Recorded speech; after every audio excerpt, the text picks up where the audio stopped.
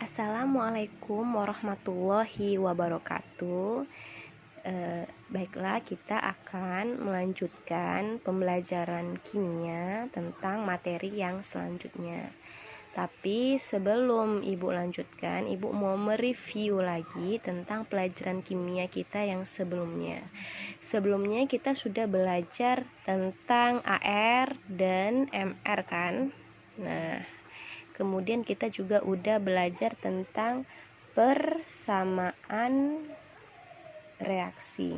Nah, Ibu berharap kamu tidak lupa dengan kedua materi yang telah kita pelajari. Kalau kamu lupa, andainya kamu lupa, silakan kamu kembali melihat video-video yang sudah Ibu berikan di Classroom dan pelajari kembali tentang kedua materi yang telah Ibu sampaikan sebelumnya. Materi yang akan kita bahas selanjutnya adalah tentang hukum-hukum dasar kimia. Jadi hukum dasar kimia ini ada kaitannya dengan materi kita sebelumnya, yaitu AR dan MR serta persamaan reaksi.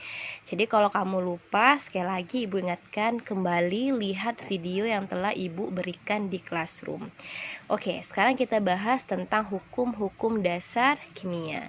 Dalam materi ini ada sekitar 5 hukum dasar yang perlu kamu ketahui dalam reaksi kimia. Nah, hukum-hukum dasar ini nanti yang akan kita gunakan untuk di materi selanjutnya tentang konsep. Nah, tapi sebelumnya kita bahas dulu yang ini ya. Nah, hukum-hukum dasar yang kimia tadi yang seperti Ibu bilang itu ada kurang lebih 5 atau 6 ya. Nanti kita akan pelajari bersama. Hukum dasar yang pertama yaitu hukum kekekalan massa. Hukum kekekalan massa. Oke. Hukum kekekalan massa ini dikemukakan oleh Lavoisier. Nah, jadi hukum kekekalan massa ini kita bisa sebut dengan hukum Lavoisier ya, atau hukum Lavoisier. Nah, sesuai dengan siapa yang mengemukakan pertama kali.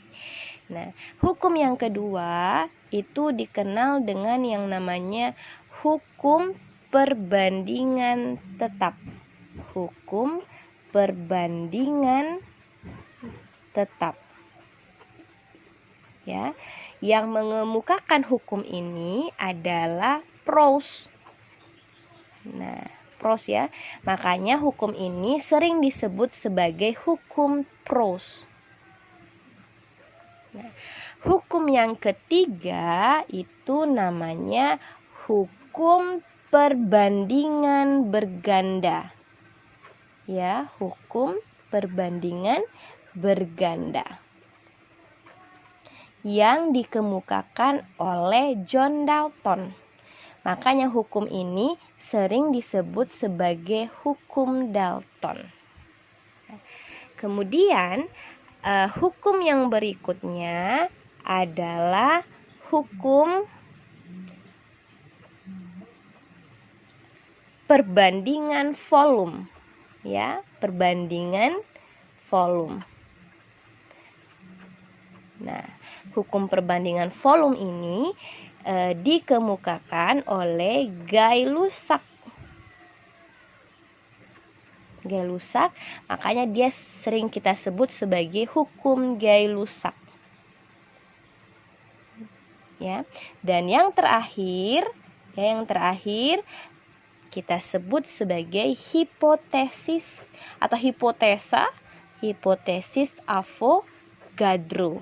Nah, dia berkaitan dengan postulat atau hipotesis yang disampaikan oleh Avogadro. Jadi ada 5 hukum dasar kimia yang perlu kamu pahami. Namun di pertemuan kali ini kita hanya membahas 3 hukum terlebih dahulu.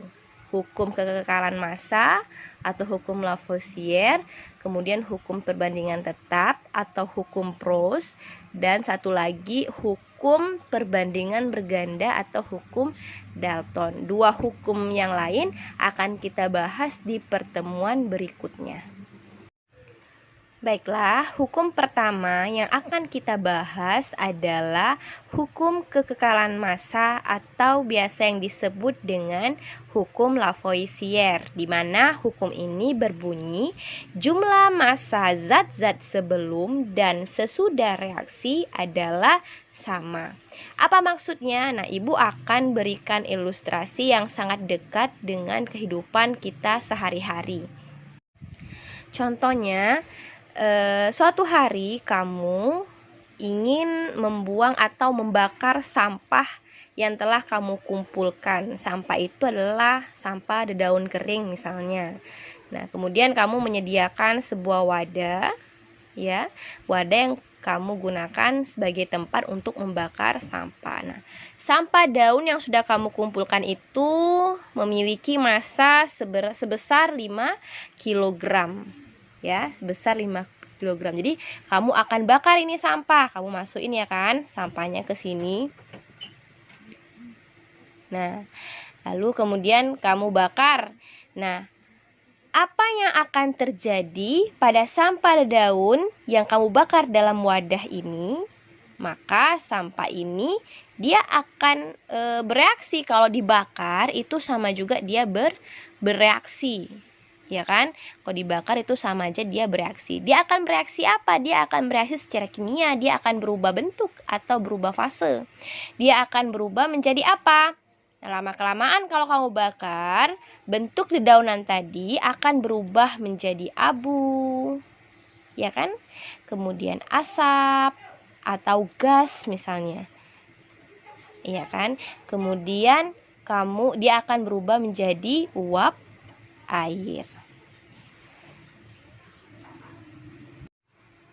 Nah, ketika kamu bakar sampah-sampah yang tadi ini yang kamu bakar, ternyata kamu menutup wadah ini dengan sebuah penutup. Ya kan? Kamu tutup wadahnya. Jadi di dalamnya terjadilah pembakaran atau reaksi gitu kan, tapi wadahnya kamu tutup. Nah, artinya apa? Kalau tertutup, maka tidak ada udara keluar masuk atau tidak ada zat yang akan keluar masuk. Kan dia terbakar, kemudian dia akan berubah menjadi yang seperti Ibu sebutkan tadi. Nah, setelah pembakaran tentu akan ada hasil yang didapat, ya kan? Nah, hasil yang didapat itu dia akan berubah ini. Nah, kalau kita timbang ini semua hasilnya setelah dibakar nih, kalau kita timbang, maka beratnya itu juga sama dengan 5 kg. Jadi daun yang dengan massanya 5 kg tadi kamu bakar dalam sebuah wadah yang kamu tutup, maka hasilnya tadi, hasil pembakaran tadi, maka ketika kamu timbang hasil pembakaran tadi, dia juga akan sama dengan massa sebelumnya, yaitu 5 kg. Nah, inilah yang dimaksud oleh Lavoisier bahwa jumlah massa zat sebelum dan massa sesudah reaksi adalah sama. Tapi bagaimana kalau misalnya wadahnya terbuka? Ya kan, kalau misalnya ada wadah terbuka gitu, yang tadi, ya kan, yang kamu bakar dengan berat yang sama dengan 5 kg. Ya kan, beratnya sama dengan 5 kg, kamu bakar. Ini wadahnya terbuka, dia kan akan menghasilkan sama, dia akan berubah ya, sampah tadi dia akan berubah menjadi abu, asap atau gas, ya kan. Kemudian dia juga ada yang berubah menjadi uap air.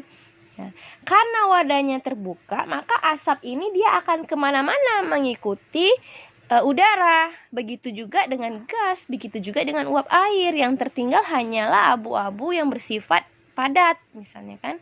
Nah, dia akan kemana-mana tuh. Nah, ketika ini setelah selesai pembakaran, terus kamu timbang, maka apakah sama beratnya dengan massa sebelum kamu bakar?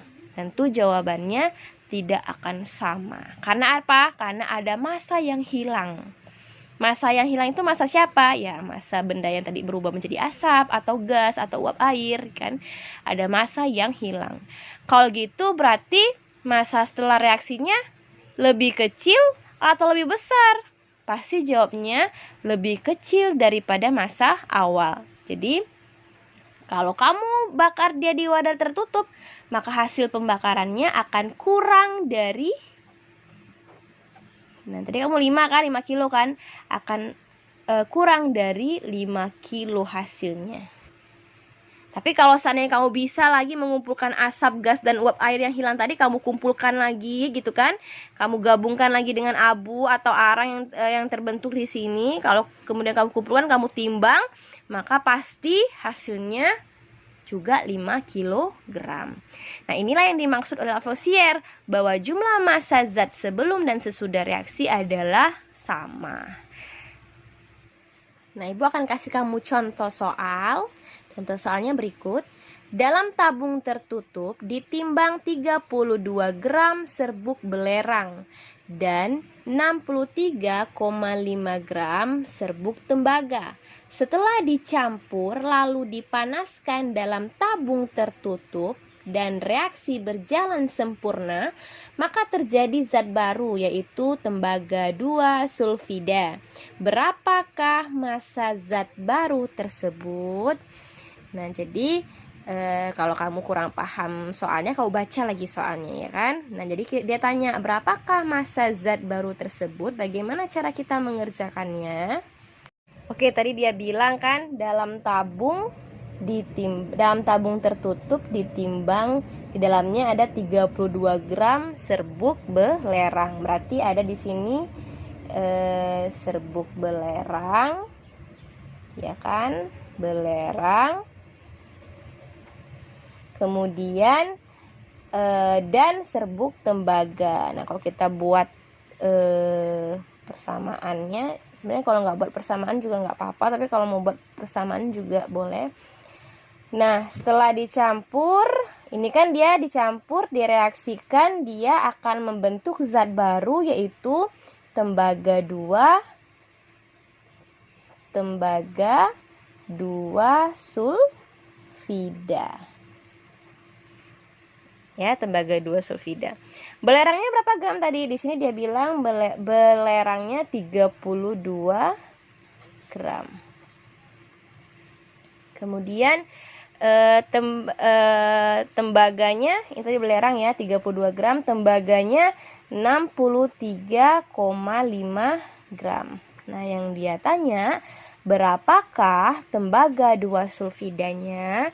Nah, ingat dalam soal dia bilang adalah reaksi antara belerang dan tembaga itu dilakukan dalam wadah yang tertutup.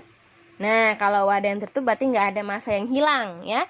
Maka ini berlaku hukum kekekalan massa, bahwa massa sebelum reaksi dengan massa sesudah reaksi akan sama. Mana massa yang sebelum reaksi? Tentu ini ya, yang sebelum tanda panah adalah massa-massa sebelum bereaksi, yaitu massa awalnya belerang dan tembaga. Berapa jumlahnya? 32 ditambah 63,5 gram. Berarti kalau kita jumlahkan di sini, kita jumlahkan berarti hasilnya berapa? 95,5 gram. Ya kan? Nah, kalau gitu berapa tembaga 2 sulfida? Ingat tadi yang hukum kekekalan massa sebelum dan massa sesudah adalah sama. Kalau ini adalah massa sebelum, ya, massa sebelum, maka di sini adalah massa sesudah atau massa hasil reaksinya. Kalau massa sebelumnya adalah 95,5 gram, ya, dari mana kita dapat 32 ditambah 63,5 gram. Kalau massa sebelumnya 95,5 gram, maka massa sesudahnya berapa? Nah, massa sesudahnya tentulah jawabannya 95,5 gram juga. Nah, kenapa gitu? Ya tadi karena hukum tadi bahwa massa sebelum dan massa sesudah reaksi adalah sama. Sebelum reaksi 95,5 gram, maka sesudah reaksi juga 95,5 gram. Kenapa bisa sama? Tadi di soal dia disebutkan wadahnya tertutup. Berarti kita asumsikan bahwa tidak ada zat yang bisa keluar dari wadah tersebut. Maka ini berlakulah hukum kekekalan massa.